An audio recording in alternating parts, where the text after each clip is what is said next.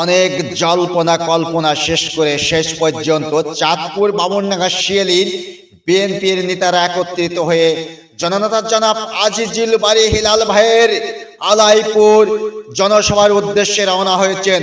উপস্থিত আছেন সাবেক ইউপি সদস্য সজীব মেম্বার, আবুল কাশেম মেম্বার এবং বিএনপির সদস্য আসলাম শেখ। রূপসা উপজেলা বিএনপির সদস্য আসলাম শেখ ইতিমধ্যেই তাকে দেখলেন আপনারা। এবং আরো আছেন ঘাটবগি ইউনিয়নের ভারপ্রাপ্ত চেয়ারম্যান আজিজুল ইসলাম নন্দু। সেটাই আপনাদের মাঝে তুলে ধরছি শিয়ালি থেকে আমি কাজী তানভীর।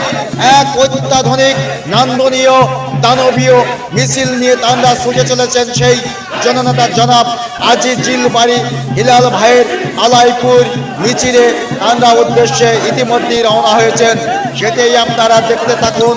সেই মিছিলটি আপনাদের মাঝে তুলে ধরছি আমি।